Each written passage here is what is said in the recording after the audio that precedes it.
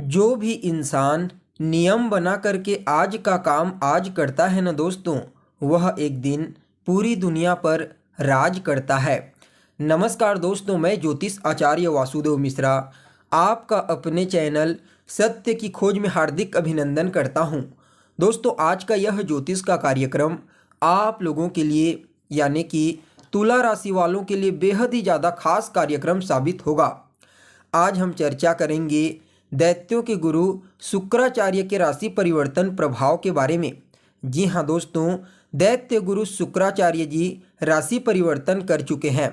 वह अपनी वर्तमान मूल त्रिकोण राशि तुला राशि को छोड़ करके अपने शत्रु मंगल की साधारण राशि अर्ध जलीय राशि वृश्चिक राशि में प्रवेश कर चुके हैं 25 दिसंबर 2023 की प्रातः 6:09 पर। और दोस्तों, आने वाले साल 2024 के जनवरी महीने के 18 तारीख तक इसी वृश्चिक राशि में शुक्राचार्य गोचर करते हुए आपको परिणाम प्रदान करेंगे। उसके पश्चात परिवर्तन करके देवगुरु बृहस्पति की मूल त्रिकोण राशि धनु राशि में प्रवेश कर जाएंगे।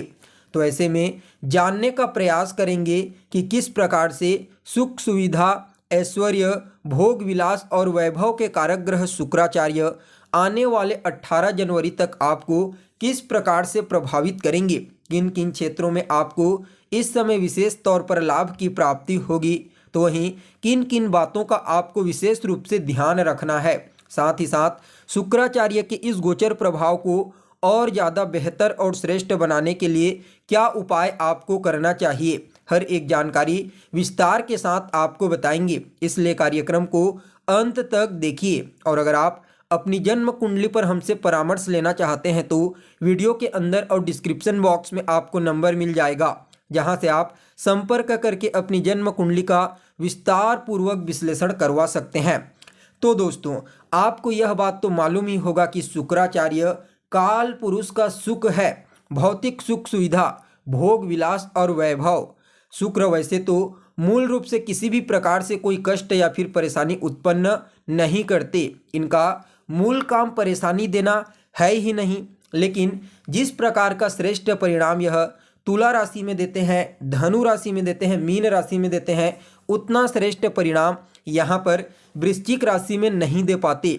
लेकिन फिर भी शुक्र महाराज का यह गोचर आपके लिए कई मामलों में अत्यंत ही श्रेष्ठ साबित होगा, क्योंकि शुक्राचार्य एक जल तत्व के ग्रह हैं और यह जो वृश्चिक राशि है यह भी एक जलीय राशि है, जिसके परिणाम स्वरूप यहाँ पर गोचर करने पर शुक्राचार्य के तत्वीय बल में वृद्धि हो जाती है और वह बेहद ही प्रभावशाली और शक्तिशाली होकर के आपको परिणाम प्रदान करने लगते हैं। इसलिए कई मामलों में यह आपके लिए श्रेष्ठ साबित होंगे।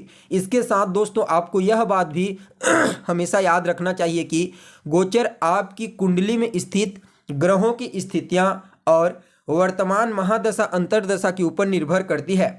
कभी भी ना भूलें, गोचर मौसम की तरह होता है। मौसम का प्रभाव हर व्यक्ति के लिए अलग अलग होता है, एक समान नहीं होता।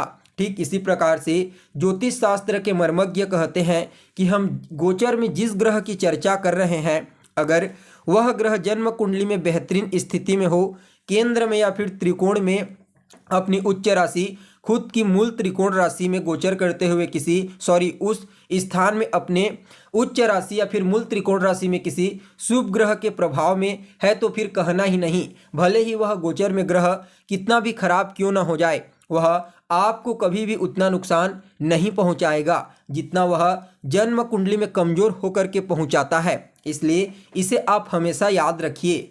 तो दोस्तों देखिए, आप लोगों के लिए यानी कि तुला राशि वालों के लिए शुक्राचार्य का यानी कि आपकी राशि के मालिक का यह गोचर आपकी कुंडली के दूसरे स्थान में होने वाला है।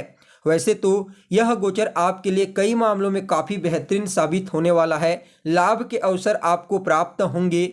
लेकिन दोस्तों, इस समय आपको विशेष तौर पर अपने खान पान पर विशेष रूप से नियंत्रण रखने की आवश्यकता है।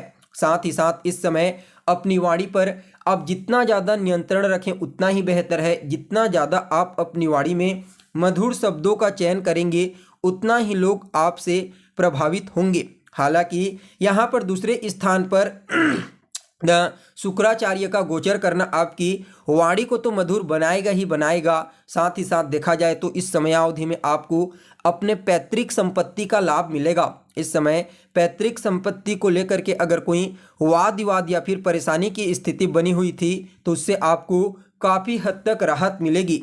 यहाँ पर आपकी वाणी बेहद ही ज़्यादा प्रभावशाली रहने वाली है। आप अपनी वाणी के माध्यम से कई प्रकार के पेंडिंग पड़े हुए कार्यों को इस समय पूरा करेंगे। लेकिन दोस्तों विशेष करके आपको इस बात का इस समय ध्यान रखने की आवश्यकता है। क्यों? क्योंकि शुक्र दूसरे भाव पर स्वतंत्र रूप से आपको परिणाम नहीं देंगे, बल्कि इस शुक्राचार्य के ऊपर शनि और राहु दो पाप ग्रहों की दृष्टि पड़ेगी। और खास करके दूसरे भावगत शुक्र के ऊपर जब इन ग्रहों की दृष्टि पड़ती है शनि राहु की, तो यह बहुत हद तक जातक को गलत संगत गलत आदत में डाल देते हैं। इस समयावधि में आपके जीवन में कुछ ऐसी चीज़ें घटित हो सकती है। ऐसा माना जाता है कि जातक गलत आदत का शिकार हो ही जाता है। इसलिए दोस्तों इस समयावधि में आपको अपने खान पान और अपनी वाणी पर विशेष रूप से नियंत्रण रखने की आवश्यकता है। हालांकि धन को लेकर के कोई भी समस्या नहीं होगी, कोई भी चिंता इस समय धन को लेकर के नहीं रहेगी। यह गोचर काल आपको जबरदस्त तरीके से धन प्रदान करेगा। इस समय कार्य स्थल पर तो इनकम में वृद्धि होगी ही होगी, साथ में आपका रुका हुआ पैसा इस समय आपको प्राप्त हो सकता है, जिससे आपकी आर्थिक स्थिति पहले की तुलना में और ज़्यादा मजबूत और सुदृढ़ इस समय हो जाएगी। इस समय आपको समाज में मान सम्मान पद प्रतिष्ठा की तो प्राप्ति होगी, लेकिन दोस्तों इस समय आप खुद ही अपने मान सम्मान का हानि कर सकते हैं। इसका आपको विशेष रूप से ध्यान रखने की आवश्यकता है। इस समय खुद ही छवि को खुद आप धूमिल करने का प्रयास कर सकते हैं। इसलिए दोस्तों इस समयावधि में जितना ज़्यादा हो सके अपने जीवन को सामान्य बनाने का प्रयास कीजिए। वैसे तो द्वितीय भाव में गोचर करने वाला शुक्र आपके जीवन में खुशियों का आगमन लाएगा, पारिवारिक जीवन को बेहतर बनाएगा। पारिवारिक जीवन में लोगों का आपसी तालमेल इस समय काफ़ी बेहतर देखने को मिलेगा। आपकी वाणी में मिठास उत्पन्न होगी, जिसके परिणाम स्वरूप इस समय लगभग सभी लोग आपसे प्रभावित होंगे।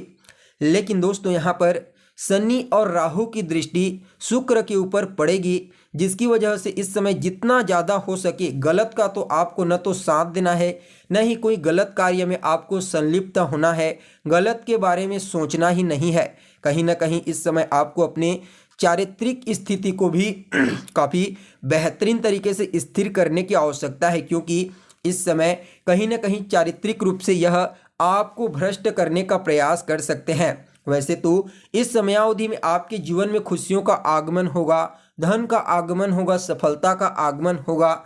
लेकिन दोस्तों आप खुद अपने गलत फैसले, गलत डिसीजन और गलत आदत की वजह से काफ़ी हद तक खुद का ही मान सम्मान का आप नुकसान कर सकते हैं। इसलिए इन बातों का आपको इस दौरान विशेष रूप से ध्यान में रखने की आवश्यकता है। हालांकि धन वगैरह को लेकर के कोई चिंता नहीं होगी। फिर से मैं आपको इस बात को बोल दूं कि धन को लेकर के इस समय आपके जीवन में बिल्कुल पॉजिटिविटी रहेगी। अगर आप धन संचित करना चाहते हैं तो कीजिए। कोई प्रॉपर्टी खरीदने के बारे में सोच रहे हैं तो आप प्रॉपर्टी खरीद सकते हैं। आपको किसी भी प्रकार की कोई भी दिक्कत नहीं होगी। लेकिन दोस्तों आपको इस समय विशेष रूप से अपने खान पान पर और अपने स्वभाव के ऊपर और अपने चरित्र के ऊपर नियंत्रण रखने की आवश्यकता है। बाकी आपके लिए कई प्रकार से लाभ के अवसर यह गोचर काल आपको प्रदान करेगा। जितना ज़्यादा हो सके इन चीज़ों पर नियंत्रण कीजिए। बाकी नौकरी पेशा, व्यापारी वर्ग और विद्यार्थी सभी के लिए यह गोचर बढ़िया है। सावधानी में ही आपकी सुरक्षा है। फिर भी इस गोचर काल को और ज़्यादा श्रेष्ठ और उत्तम बनाने के लिए आपको शुक्रवार के दिन देवी के मंदिर में जाना है और देवी को लाल पुष्प की माला अर्पित कीजिए। यह गोचर आपके लिए अति उत्तम फलदायक साबित होगा। तो दोस्तों कैसी लगी आपको जानकारी कमेंट करके बताइए। फिर मिलते हैं एक नए और ताज़ा एपिसोड में। तब तक के लिए नमस्कार।